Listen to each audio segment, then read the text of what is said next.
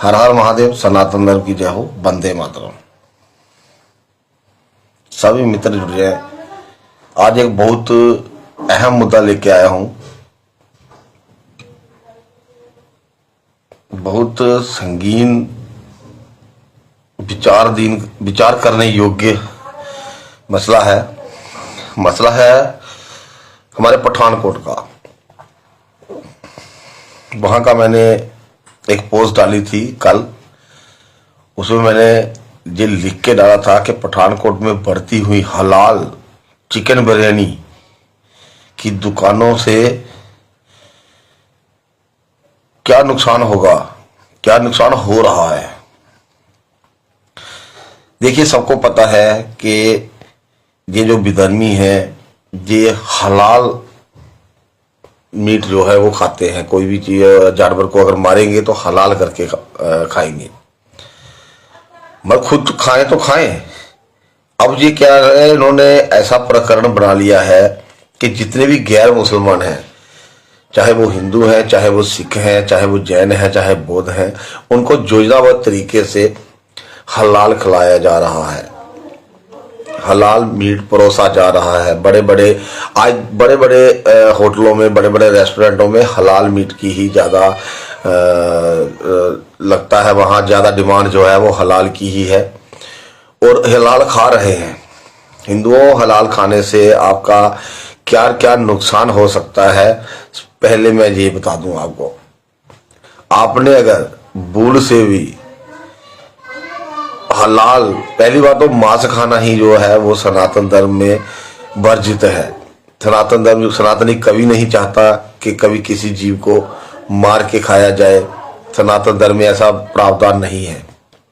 मगर फिर भी ये छूट जो है ये क्षत्रियों को दी गई, क्योंकि क्षत्रियों ने युद्ध लड़ने थे और कई लोग जो थे युद्ध में वो शारीरिक रूप से इतने बलवान नहीं थे।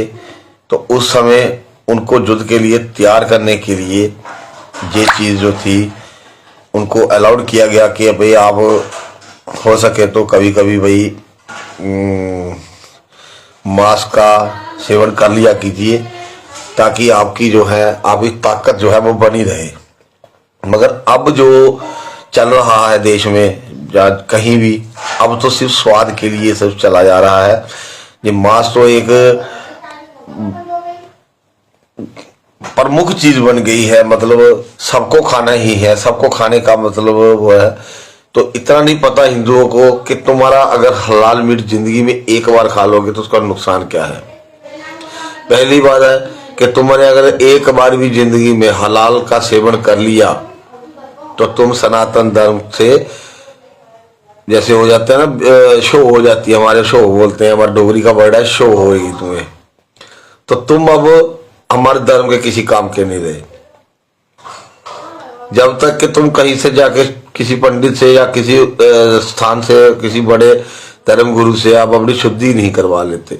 और शुद्धि कौन करवाता है? हिंदू तो करवाते नहीं है शुद्धि। कभी देखा नहीं है हिंदू शुद्धि कराता हुआ, मैंने सुना नहीं कभी कि कभी सनातनी गया हो पंडित जी के पास कि पंडित जी मैं ना कहीं गंदी जगह होके आया हूं तो मुझे शुद्धिकरण की आवश्यकता है, तो मुझे शुद्धि कर दीजिए। वो कराते ही नहीं, वो चीज है ही नहीं। हम बचपन में थे तो अगर किताबों को पैर लग जाता था तो किताबों को ऐसे चूमते थे कि विद्या, इसको विद्या रानी बोलते थे हम, कि विद्या रानी भूल ना जाए हमें। मगर आज वो चीजें खत्म हो गई हैं। ये चीजें कोई गलत चीजें नहीं थी। हलाल मीट खाने से आप किसी भी किस्म का पिंडदान करने से पूरी जिंदगी के लिए विमुख हो गए। आपके हाथ से किया हुआ कोई भी पिंडदान किसी भी के लिए, कोई धार्मिक कर्मकांड, वो आपके लिए व्यर्थ हो गया। आप वो नहीं कर सकते, आप वो खत्म हो गया। आप एक तरह से मुसलमान बन गए। सिर्फ आपने कलमा नहीं पढ़ा मगर अंदर से आप मुसलमान बन गए। ऐसे ही मुसलमान देश के मुख्य प्रमुख बड़े बड़े लोग जो बन चुके हैं, उनको योजनाबद्ध तरीके से ये चीज खिला दी गई है और खाया खिलाया। ये तो आप कुछ जानते ही हो इस चीज के बारे में। खाया खिलाया एक ऐसी व्यवस्था है कि किसी को कोई खिला दो और वो आपके उसका नाश हो जावे। और इस समय हिंदुओं का नाश करने की तैयारी चल रही है देश भर में कि हिंदू मरे तो मरे कैसे। हिंदुओं को धीमा जहर दिया जा रहा है धीरे धीरे धीरे धीरे। ये जितनी भी बीमारियां आज हिंदुओं में है, ये सब बीमारियां जो है ये लगाई गई हैं और योजनाबद्ध तरीके से लगाई गई हैं, क्योंकि तुम्हारा वीक पॉइंट पकड़ लिया है। हिंदुओं का जो वीक पॉइंट है ना, वो पकड़ लिया है। हर चीज में आज मिलावट हो रही है और मिलावट करने वाले ये जिहादी ही हैं, क्योंकि इनको बताया गया है कि हिंदुओं को घटाना है तो कैसे घटाएं। इसके लिए अलग अलग प्रकरण है। ये जिहाद है एक तरह का। आप समझते नहीं हो कि जिहाद क्या है। हलाल खलाना जो बिरयानी की बड़ी बड़ी दुकानें खुल रही हैं, मैंने तो पठानकोट में देखी। मैंने तो दुकान पे पूछ भी लिया, मैं बोला भैया इधर बाहर आ, बोले इधर तेरी ये बिरयानी खाने कौन कौन आता है। उसने बताया मुझे, मैं शौक रह गया। उन्हें बोला कि सारे खाते हैं भैया, सरदार भी खाते हैं, यहाँ पे हिंदू भी खाते हैं, फौजियों का कैंप है वहां। आपने देखा होगा पठानकोट स्टेशन के सामने ही कैंप है, तो वहां पे एक दो नहीं कम से कम 3-4 दुकानें खुल गई हैं। थोड़े थोड़ा गैप में, थोड़ी थोड़ी दूरी पर 3-4 दुकानें खुली हैं मुरादाबादी बिरयानी के लिए। और पठानकोट के हिंदू जो हैं उनको मैंने जागरूक करवाया था, क्योंकि मैंने पिछले नवरात्र में पठानकोट के योगी बंगला में 9 दिवसीय मां बंगलामुखी यज्ञ करके आया। तो मैं तो इतना घूमा नहीं था पठानकोट, है था तो हमारे पास ही, मगर मेन जगह हम जाते हैं, अंदर जाते नहीं है। तो वो 9 दिन मुझे वहां पे घूमने का मौका मिला। तो 9 दिन मैंने सारा वहां पे सिस्टम जो था आगे पीछे घूमा, क्योंकि सुबह शाम जगह होता, दोपहर में मैं फ्री होता था। तो मैं कभी किसी मिलने चला जाता था, कभी किसी के कहीं अपना काम करने चला जाता था। तो मैंने वो चीज देखी है। क्या मैंने वो चीज देखी है, क्या वो पठानकोट के लोगों को नजर नहीं आ रही है? पठानकोट बहुत महत्वपूर्ण है। पठानकोट पे पाकिस्तान में बार बार हमले किए हैं। इसका कुछ तो कारण समझो सुनाती हूँ। इसका कारण यह है कि पठानकोट 3 स्टेटों के बीच में पड़ता है, जम्मू कश्मीर, पंजाब और हिमाचल। ये तीनों स्टेटों का मेन पॉइंट है। पठानकोट में आपको हिमाचली भी मिलेंगे, पठानकोट में आपको पंजाबी भी मिलेंगे, पठानकोट में आपको जम्मू के लोग भी मिलेंगे, जम्मू कश्मीर के। तो पठान आदि हमारी जम्मू में, जैसे मैं जम्मू कश्मीर का हूँ, जम्मू का रहने वाला हूँ, तो हमारे पठानकोट में तो हमारी रिश्तेदारियां हैं। मेरे खुद ननिहाल जो है वो पंजाब में है, तो हमारा वो चलता है। तो ये बहुत मुख्य बन जाता है अगर पठानकोट पर इस्लाम के जिहाद का कब्जा हो जाता है, क्योंकि पठानकोट जो है वो हिंदू मेजॉरिटी है। पठानकोट और गुरदासपुर, मुकेरियां, ये सब हिंदू मेजॉरिटी एरिया हैं। बाकी जितने भी हैं पंजाब के वो सिख मेजॉरिटी एरिया है। मलेरकोटला मुस्लिम बहुल एरिया है और पंजाब की सरकार ने उसको इस्लामिक डिस्ट्रिक्ट घोषित कर दिया है। और सोचने वाली ये बात है कि मलेरकोटला थोड़ा साइड पे पड़ता था, बैकवर्ड पड़ता था, थोड़ा उनको आने जाने में आसानी मुश्किल होती थी। पटियाला पार करके आना पड़ता था उनको, या लुधियाना से होके आना पड़ता था। अब तो जो सो कॉल्ड हिंदूवादी सरकार है, उन्होंने नया हाईवे दे दिया उनको, एक्सप्रेस वे। अब मलेरकोटला के बीच में से होके जाएगा। उनके आने जाने में मतलब उनके जितने भी रिश्तेदार हैं, बांग्लादेशी वगैरह जितने भी हैं, वो सब इस पंजाब में बुला लिए उन्होंने। पठानकोट में इतना रोहिंग्या और इतना बांग्लादेशी है और कोई बोलता भी नहीं है इसके बारे में। पठानकोट के एमएलए क्या कर रहे हैं मुझे तो ये समझ नहीं आ रही। वहां पे तो सरकार बीजेपी की है, फिर ये क्यों नहीं कर रहे हैं? इतना समझते हो आप? ये नहीं करना चाहते हैं, ये कुछ नहीं करना चाहते। ये लाशों पे राजनीति करेंगे बस, इससे ज्यादा कुछ नहीं करेंगे। जागना होगा तो हिंदुत्व में खुद जाना पड़ेगा। पठानकोट में चिकन बिरयानी, अरे जो खाएगा बेड़ा गर्क हो जाएगा, उसका बेड़ा गर्क हो जाएगा, पितर रुष्ट हो जाएंगे तुम्हारे। तो मैं किसी किस्म का तुम धार्मिक आयोजन करने के काबिल नहीं रहोगे जिंदगी भर। फिर बोलते हैं कौन देख रहा है? अरे भगवान तो देख रहे हैं। सनातनी शुद्ध होता है, एक बार अशुद्ध हो गया ना तो फिर कोई ऐसा प्रावधान नहीं है शुद्धता का। मगर फिर भी घर वापसी कर रहे हैं, कई मुसलमान घर वापसी कर रहे हैं। मेरे हिसाब से तो इनकी घर वापसी असंभव है, क्योंकि एक बार जिसने, क्या बोलूं, सुबह सुबह गौ माता के नाम पे कुछ ऐसा नहीं बोल सकता मैं, एक बार उसने चख लिया तो बस वो पूरे जीवन के लिए विमुख हो गया हमारे धर्म से। सनातन धर्म के काबिल नहीं रहा फिर वो। तो चिकन बिरयानी से बचने की आवश्यकता है, इसमें नपुंसकता की गोलियां मिलाई जाती हैं।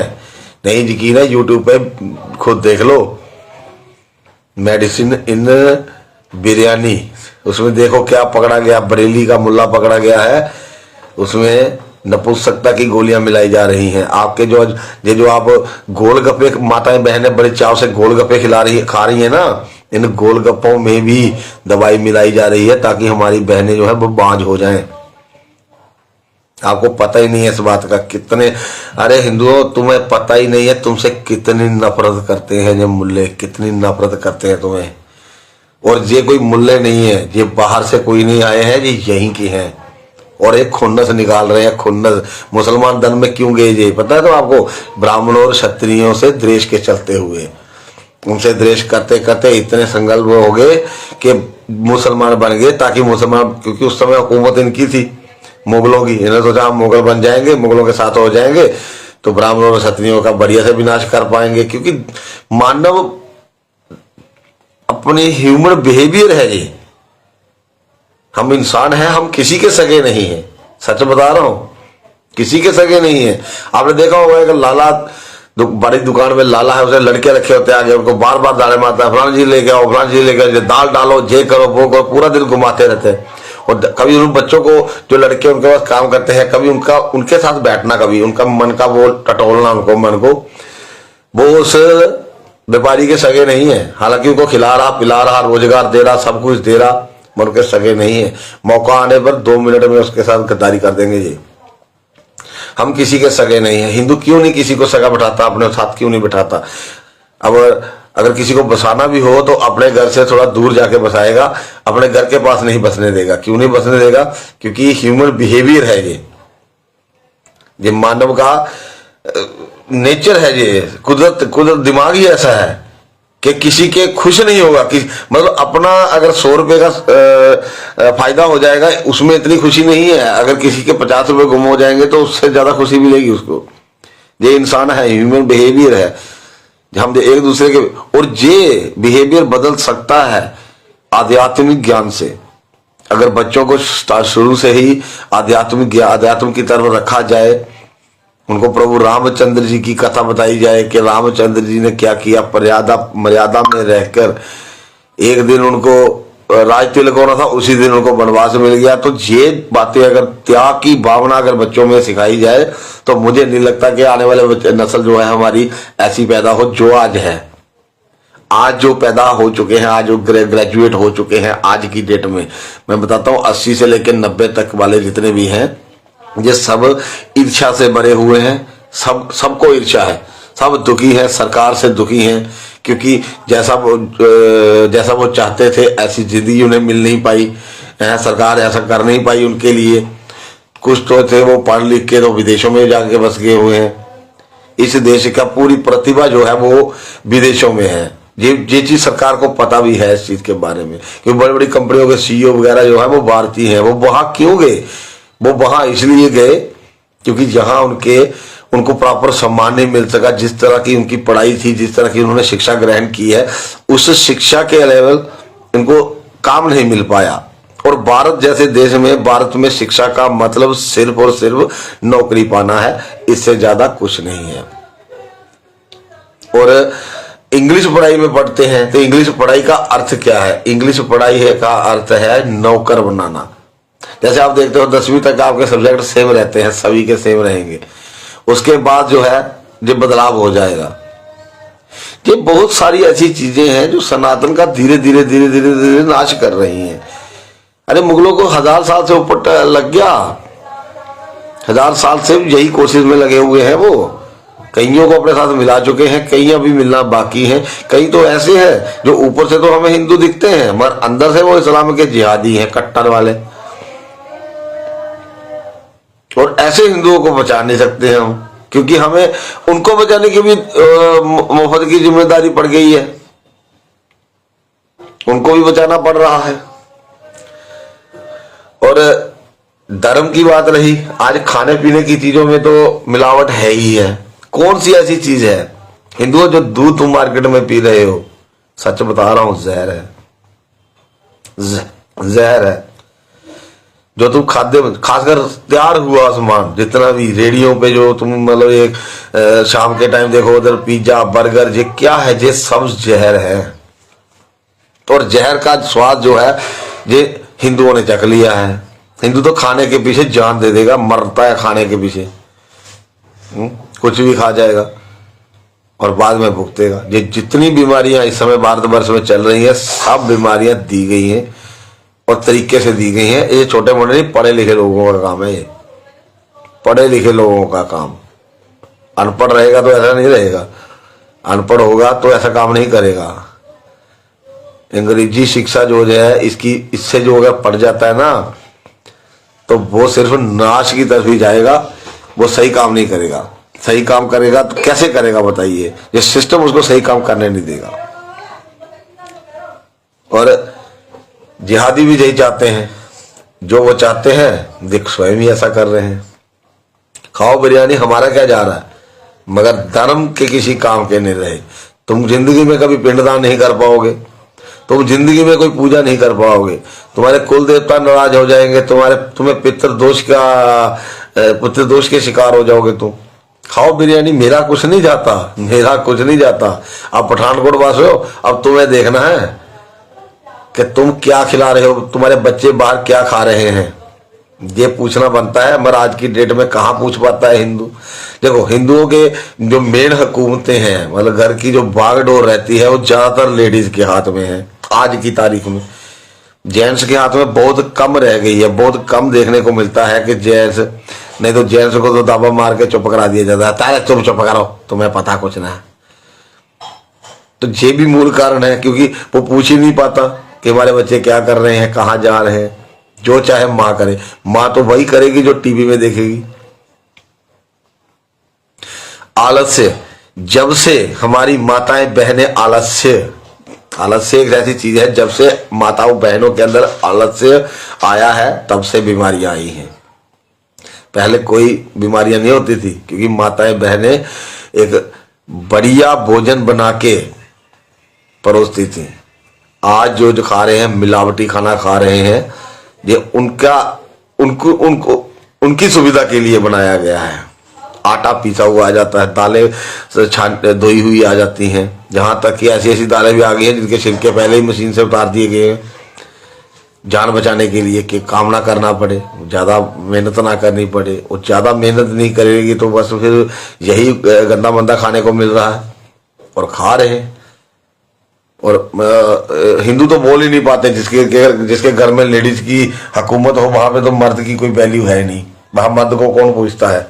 और ज्यादा हो रहा है जी। हाँ ये बात है, हिंदू बताएंगे नहीं किसी को, क्योंकि अगर ये बात बता दी तो लोग हंसेंगे, ठीक है ना। तो ये बात बताते नहीं है, मगर कब तक हिंदुओं थोड़ी चुप्पी अपनी साधो, क्योंकि आपकी जो चुप्पी है, जो सज्जन का मौन जो है ना, ये समाज के लिए खतरनाक होता है। जो सज्जन पुरुष मौन हो जाते हैं ना कहीं भी किसी भी मसले में, वो सब समाज के लिए बहुत खतरनाक हो जाता है। और फिलहाल तो मैं जो पठानकोट में देखा, जैसे पूरे देश की यही हालत है। आप कहीं भी चले जाओ, बड़े बड़े पतीले रखे, वो ऐसा पतीला कभी देखा है जिंदगी में तुमने अपने पूर्वजों के पास देखा कभी ऐसा पतीला बड़ा वाला मुरादाबादी पतीला, मुरादाबादी बिरयानी खाओ सालो, गंद खाओ गंद, पता नहीं कुत्ता मार के डाल देते हैं उसमें कब जो भी मिलता है वो डाल देते हैं, पानी नाली से लेके उसमें डालते हैं ताकि स्वाद आए। इतने वीडियो अब जारी हो चुके हैं, फिर भी तुम्हें शर्म नहीं आई, फिर भी तुम्हें जिहादी पसंद आते हैं। अरे इनकी तो साले शर्म, इनकी तो बदबू आती है साली, इनके पास से गुजरते हुए शर्म आती है। और शर्म नहीं, डरना चाहिए तुम्हें, साले कब पड़ जाएंगे कोई पता नहीं है। और तुम लोग बिरयानी खा रहे हैं, पठानकोट वाले बिरयानी खा रहे हैं। सीखो, मर जाओ। जो पठानकोट के सिख जो वहां पे बिरयानी खाने जा रहे हैं, मर जाओ सालो, मर जाओ, इससे बढ़िया मर जाओ तुम लोग। किसी काम के नहीं हो, ना धर्म के किसी काम आए, ना किसी काम के। भाषा इनका तो अमेरिका जाना है जी, अमेरिका जाना है, ये आदत डाल रहे हैं, वहां तो खाना पड़ेगा, यहाँ खाएंगे।